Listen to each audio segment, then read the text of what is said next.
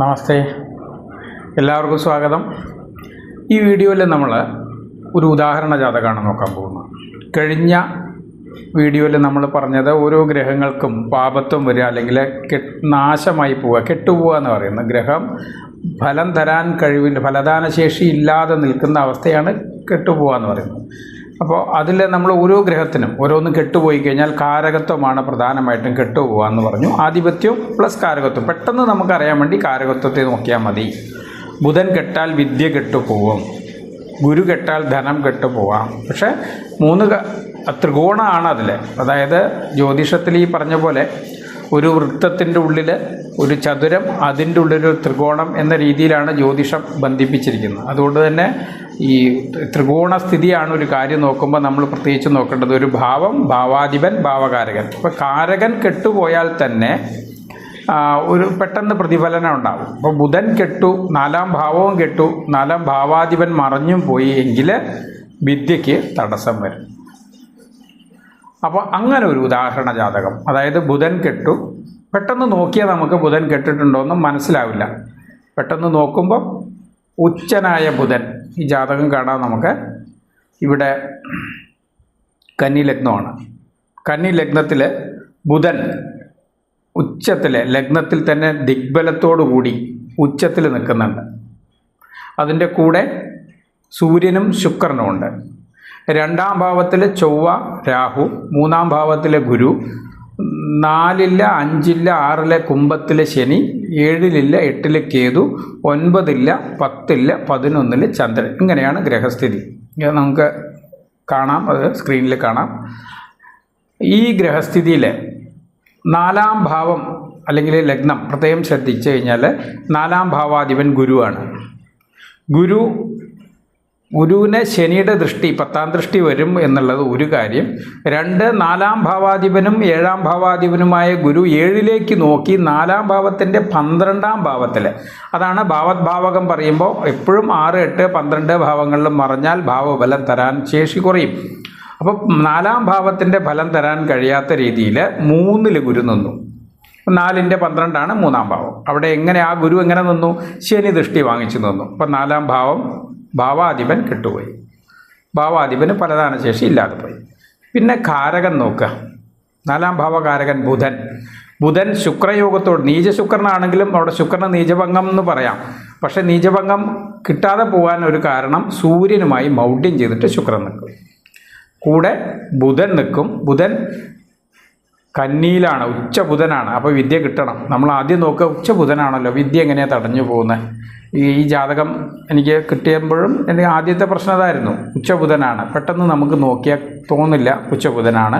ബുധന് നല്ല ഫലമുണ്ട്. ഉച്ചബുധൻ എന്ന് പറയുമ്പോൾ അതിയായ ഉന്നത വിദ്യാഭ്യാസം കിട്ടണ്ടേ, അത് ഗണിതത്തിൽ ടോപ്പായിരിക്കണ്ടേ.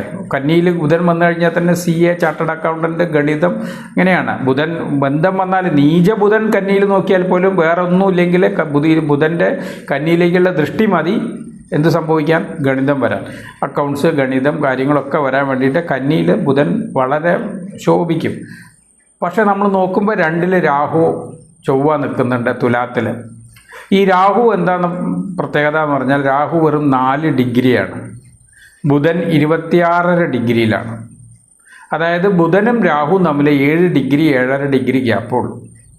അപ്പോൾ ഒറ്റ നോട്ടത്തിൽ നോക്കിയാൽ കന്നിയിലെ ബുധനും തുലാത്തിലെ രാഹു ആണെങ്കിലും, ഒന്നുകൂടി സൂക്ഷിച്ച് നോക്കിയാൽ കന്നിയിലെ ബുധനുമായിട്ട് തുലാത്തിലെ രാഹുവും തമ്മിൽ ആകാശത്തിൽ എവിടെയും കന്നി അല്ലെങ്കിൽ തുലാം എന്ന് പറഞ്ഞ് എഴുതി വയ്ക്കുകയോ മാർക്ക് ചെയ്യുകയോ വരച്ച് മതിൽ കെട്ടുകയൊന്നും ചെയ്തിട്ടില്ല. നമ്മളെപ്പോഴും ധാരണയിൽ വെക്കണം. അതായത് ഒരു 8 ഡിഗ്രിക്ക് ഉള്ളിൽ ഒരു ശുഭഗ്രഹത്തിന് പാപഗ്രഹ ബന്ധം വരുമ്പോൾ, പ്രത്യേകിച്ചും രാഹു ബന്ധം വരുമ്പോൾ, ആ ശുഭഗ്രഹം ഫലദാനശേഷി നഷ്ടപ്പെടാൻ സാധ്യതയുണ്ട്. അപ്പോൾ എന്ത് സംഭവിച്ചു? ബുധൻ്റെ കാരകത്വങ്ങൾ നശിപ്പിക്കുന്ന തരത്തിലാണ് 2-ൽ നിൽക്കുന്ന ചൊവ്വയും രാഹുവും ചേർന്ന്, അതായത് ചൊവ്വാബന്ധത്തോട് കൂടി നിൽക്കുന്ന മിഥുന ലഗ്നത്തിന് അറിയാമല്ലോ, മിഥുന ലഗ്നത്തിനും കന്നി ലഗ്നത്തിനും ചൊവ്വാബന്ധം വരുന്ന ദശാപഹാര ചിത്രങ്ങളോ ചൊവ്വയുമായി ബന്ധപ്പെട്ട് ഒന്നും അനുകൂലമാവില്ല. ചൊവ്വയുമായി അനുകൂലം ദൃഷ്ടി വരുന്ന ഗ്രഹങ്ങളുടെ ദശ, ചൊവ്വയുമായി യോഗം ചെയ്യുന്ന ഗ്രഹങ്ങളുടെ ദശയൊന്നും അനുകൂലമാവില്ല. അപ്പോൾ ഇതിൽ പ്രധാനമായിട്ടും 4-ാം ഭാവത്തിൻ്റെ അധിപനായ ഗുരു 3-ാം ഭാവത്തിൽ 4-ാം ഭാവത്തിൻ്റെ 12-ൽ നിന്ന് ശനിയുടെ 10-ാം ദൃഷ്ടി വാങ്ങിച്ച്, എവിടെ നിൽക്കുന്ന ശനി, 6-ൽ നിൽക്കുന്ന ശനിയുടെ 10-ാം ദൃഷ്ടി വാങ്ങിച്ച്, അതുപോലെ തന്നെ കാരകനായ ബുധൻ ഉച്ചനാണെങ്കിലും 7.5 ഡിഗ്രിക്കുള്ളിൽ രാഹുവുമായി, അതായത് അഷ്ടമാധിപനായ ചൊവ്വയുടെ യോഗം ചെയ്ത രാഹുവുമായി ബന്ധം വന്ന് അങ്ങനെ ബുധനും കേടുവന്ന ഒരു ജാതകം. ഇപ്പം ലഗ്നത്തിൽ ദിഗ്ബലമായിട്ട് പോലും, ലഗ്നം എന്ന് പറയുന്നത് എത്ര ഡിഗ്രിയാണ്? ലഗ്നം 7 ഡിഗ്രിയാണ്, ബുധൻ 24.5 ഡിഗ്രിയാണ്.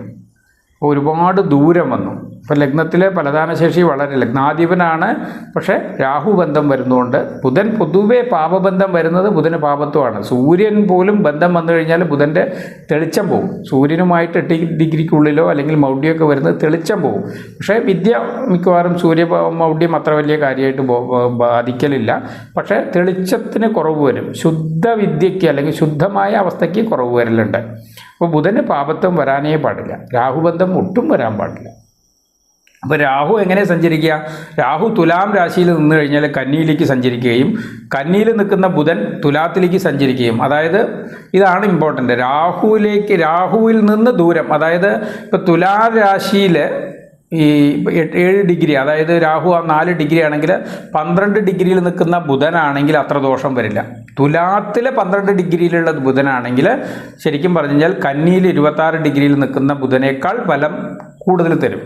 അതിന് കാരണം രാഹുവിലേക്ക് പോകുന്ന ബുധൻ ഭയചകിതനായിരിക്കും.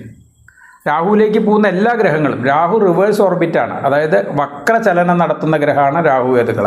അതുകൊണ്ട് തന്നെ സാധാരണ രീതിയിൽ വരുന്ന ഗ്രഹങ്ങൾ,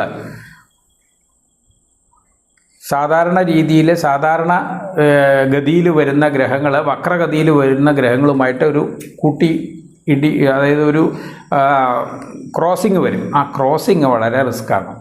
അതുകൊണ്ടാണ് ബുധൻ ഭയചകിതനായ ബുധനാണ്. ഒരു പക്ഷേ ക്രോസ് ചെയ്ത് 8 ഡിഗ്രി കഴിഞ്ഞിരുന്നെങ്കിൽ ബുധന് കുറച്ചുകൂടി ബലം തരും. അപ്പോൾ ഇതില്ല. അപ്പോൾ ബുധൻ 7.5 ഡിഗ്രിയോളം രാഹുവുമായി കേടുവന്നു. ഇതിനേക്കാളൊക്കെ ഉപരി മറ്റൊരു കാര്യം ഉണ്ടായിരുന്നു. അതായത് മറ്റൊന്നുമല്ല, ഇയാൾ ജനിച്ചത് ആയില്യം നക്ഷത്രത്തിലാണ്, ബുധൻ്റെ തന്നെ നക്ഷത്രമാണ്, ബുധൻ്റെ തന്നെ 1-ാം ഭാവത്തിലാണ്. അപ്പോൾ അവിടെ ബുധദശ നടന്നു. ബുധദശ നടക്കുമ്പോൾ എന്താ കൊടുക്കുക? ബുധദശ നടക്കുമ്പോൾ 12 വയസ്സ് വരെ, അതായത് 13 വയസ്സ് വരെ ഇദ്ദേഹത്തിന് നല്ല വിദ്യാഭ്യാസം, നല്ല പഠിക്കാനുള്ള ശേഷിയും നല്ല ബുദ്ധിയും കഴിവും ഒക്കെ ഉണ്ടായിരുന്നു. കാര്യം ആ ബുധദശ ലഗ്നാധിപത്യം കൊടുക്കും. ദശയിൽ ആധിപത്യം, അവിടെയാണ് കാരകത്വം ആധിപത്യം മനസ്സിലാക്കണം എന്ന് പറയുന്നത്. ദശ വന്നു കഴിഞ്ഞാൽ ആധിപത്യം കൊടുക്കും. ആധിപത്യം ഈ പൂർണ്ണമായി കൊടുക്കാൻ കഴിവില്ല എങ്കിലും നമ്മൾ കൈക്കൂലി കൊടുക്കുന്ന പോലെയാണ്, കൊടുത്തേ തീരും അവിടെ ബുധൻ. കാര്യം ലഗ്നാധിപനായതുകൊണ്ട് ലഗ്നത്തിൻ്റെ എന്തെങ്കിലും ഒരു നല്ല ശുഭഫലങ്ങൾ ബുധൻ വഴിവിട്ടാണെങ്കിലും കൊടുത്തിരിക്കും. അതാണ് ആധിപത്യത്തിൻ്റെ ഗുണം. ബുധദശ വന്നിരുന്നെങ്കിൽ കുറച്ചുകൂടി ഗുണം വരും. ആ ബുധദശ കഴിഞ്ഞിട്ട് രണ്ടാമത് വരുന്ന ദശ കേതുർദശയാണ്. കേതു അതായത് മിഥുന ലഗ്നത്തിനും കന്നി ലഗ്നത്തിനും ചൊവ്വയുമായി ബന്ധം വരുന്ന ഒരു ദശകളും നന്നാവില്ല എന്ന് പറഞ്ഞു. കേതു അഷ്ടമത്തിലാണ്, ചൊവ്വയുടെ വീട്ടിലാണ്, മേടത്തിലാണ്, ചൊവ്വയുടെ ദൃഷ്ടിയിലാണ്. ആ കേതുർദശ സർവനാശം വരുത്തും. അങ്ങനെയാണ് സംഭവിക്കുന്നത്. ദശയാണ് ഏറ്റവും വലിയ ദോഷം ചെയ്യുക. ആ കേതുർദശ സർവനാശം വരുത്തി എന്നുള്ളതാണ് സത്യം. സർവനാശം വരുത്തി കേതു. ആ കേതുവിനെ ചൊവ്വയുടെ ദൃഷ്ടി മാത്രമല്ലായിരുന്നു, ശനിയുടെ 3-ാം ദൃഷ്ടി, ചൊവ്വയുടെ 7-ാം ദൃഷ്ടിയും ശനിയുടെ 3-ാം ദൃഷ്ടിയും വാങ്ങിച്ച ആ കേതുർദശ ഇദ്ദേഹത്തിന് പൂർണ്ണമായ വിദ്യാഭ്യാസത്തിൻ്റെ ബന്ധം പൂർണ്ണഭംഗമാണ്. വിദ്യാഭംഗം പൂർണ്ണമായിട്ട് ആ ദശ. അപ്പോൾ ജീവിതത്തിൽ ദശകൾ വളരെ ഇമ്പോർട്ടൻ്റ് ആണ്. ഇവിടെ കാരകത്വങ്ങളും ആധിപത്യങ്ങളും കെട്ടു എന്ന് പറയുമ്പോൾ അതിൻ്റെ ഒപ്പം തന്നെ ദോഷം ദശകളും കൂടി വരുമെന്നുള്ളതാണ്. ഇത് ചെസ്സ് കളിക്കുന്ന പോലെയാണ്, ഒരു കാര്യമായിട്ട് വരില്ല, എല്ലാം യോജിപ്പിച്ചിട്ടാണ് ഒരു പ്രവൃത്തി നടത്തുക. അതുകൊണ്ട് തന്നെ ആ കേതുർദശയുടെ 7 വർഷം, 13 വയസ്സിന് ശേഷമുള്ള 7 വർഷത്തിലെ വിദ്യ പൂർണ്ണമായിട്ടും കെട്ടു. ഇദ്ദേഹത്തിന് വിദ്യാഭ്യാസം നേടാൻ പറ്റിയില്ല. 10-ാം ക്ലാസ്സോടുകൂടി വിദ്യാഭ്യാസത്തിന് തടസ്സം വന്നു എന്നുള്ളതാണ്. ഇപ്പോൾ അത് കഴിഞ്ഞിട്ട് അദ്ദേഹത്തിന് ശുക്രദശയാണ്. നീചഭംഗ രാജയോഗം ചെയ്തല്ലോ എന്ന് ചോദിക്കും. പക്ഷേ ശുക്രൻ സൂര്യനുമായി മൗഢ്യം ചെയ്തു. സൂര്യനുമായിട്ട് മൗഢ്യം ചെയ്തു. ബുധനുമായിട്ട് ബന്ധം ഒരുപാട് ദൂരെയാണ്. ബുധൻ എത്ര ഡിഗ്രിയിലാന്ന് പറഞ്ഞാൽ 26 ഡിഗ്രിയാണ്. ശുക്രൻ 12 ഡിഗ്രിയിലാണ് നിൽക്കുന്നത്.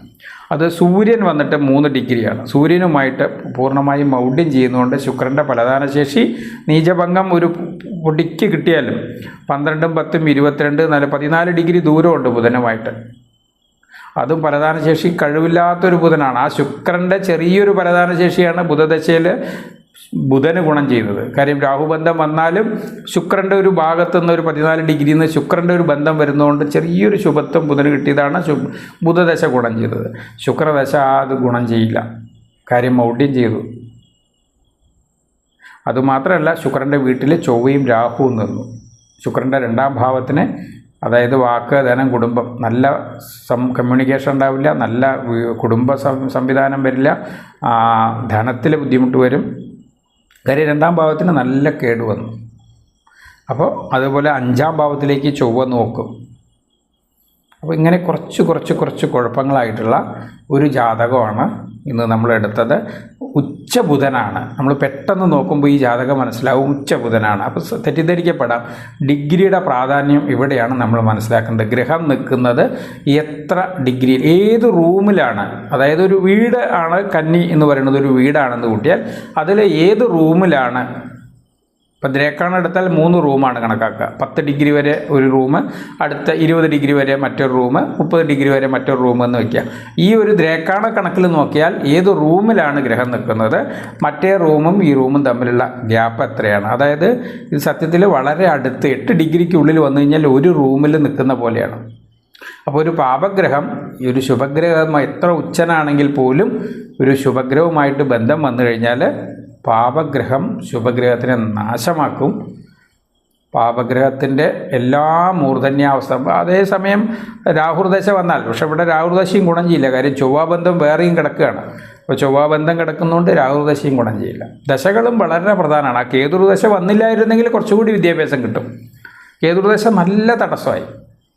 കേതുദശ വളരെയധികം തടസ്സം ചെയ്തു എന്നുള്ളതാണ്. 3ൽ നിൽക്കുന്ന ഗുരു 7ലേക്കും 9ലേക്കും 11ലേക്കും നോക്കും. ചന്ദ്രദശ നന്നായിരിക്കും, പക്ഷേ മറ്റ് ദശകളൊക്കെ സൂര്യദശയും ചന്ദ്രദശയും നന്നായിരിക്കും.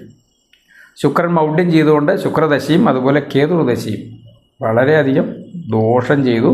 അത് പ്രത്യേകിച്ചും കേതുർദശയാണ്. കേതു കൊടുത്ത ഒരവസ്ഥയുണ്ട്. അപ്പോൾ അത് വല്ലാതെ ബുദ്ധിമുട്ടിച്ചു എന്നുള്ളതാണ്. ഈ ജാതകത്തിന് വിദ്യ പൂർണ്ണമായിട്ടും തടസ്സപ്പെട്ടു. ഉച്ചബുധനാണെങ്കിലും വിദ്യ തടസ്സപ്പെടാം എന്നത് അപ്പുറത്തും ഇപ്പുറത്തും, അല്ലെങ്കിൽ കന്നിയിലും ചിങ്ങത്തിലും നിൽക്കുന്ന ഗ്രഹങ്ങൾ പാപഗ്രഹങ്ങളാണെങ്കിൽ അവരുമായിട്ട് ബുധൻ 8 ഡിഗ്രിയോ 12 ഡിഗ്രിക്കോ ഉള്ളിലൊക്കെ ബന്ധമുണ്ടെങ്കിൽ പോലും ചിലപ്പോൾ ബുധൻ്റെ കാരകത്വം നഷ്ടപ്പെടും. ഇത് പെട്ടെന്ന് കണ്ടാൽ മനസ്സിലാവാത്ത ഒരു ജാതകമാണ്. അതുകൊണ്ടാണ് ഇത് എടുത്ത് ഈ ജാതകത്തിന് ഉദാഹരണ ജാതകമായിട്ട് തന്നെ ചെയ്യാൻ തോന്നിയത്. എന്തായാലും ബുധൻ നശിച്ചു കഴിഞ്ഞാൽ ബുദ്ധിക്ക്, അതായത് ഇൻ്റലിജൻസ് വളരെയധികം കുറയുകയാണ്. അപ്പോൾ പഠനത്തിന് ബുദ്ധിമുട്ടുണ്ടാവും. ഇൻ്റലിജൻ്റ് ആയിട്ടുള്ള കാര്യങ്ങളല്ല ചെയ്യുക. ഫിസിക്കലായിട്ടുള്ള ശരീരാധ്വാനം വരുന്ന ജോലികളായിരിക്കും ഇയാൾക്ക് ചെയ്യാൻ പറ്റുക. കാര്യം ഇൻ്റലിജൻസ് വർക്ക് ചെയ്യണമെങ്കിൽ ബുധൻ വേണം, അല്ലെങ്കിൽ കന്നി അല്ലെങ്കിൽ മിഥുന രാശികൾക്ക് ശുഭത്വം വേണം. ഇതും സംഭവിക്കുന്നില്ല. അപ്പോൾ അങ്ങനെ ഒരു അവസ്ഥയുള്ള ഒരു ജാതകത്തെ ഉദാഹരണ ജാതകം കാണിക്കാൻ വേണ്ടിയാണ് ഇന്ന്. അപ്പോൾ കണ്ട എല്ലാവർക്കും നന്ദി.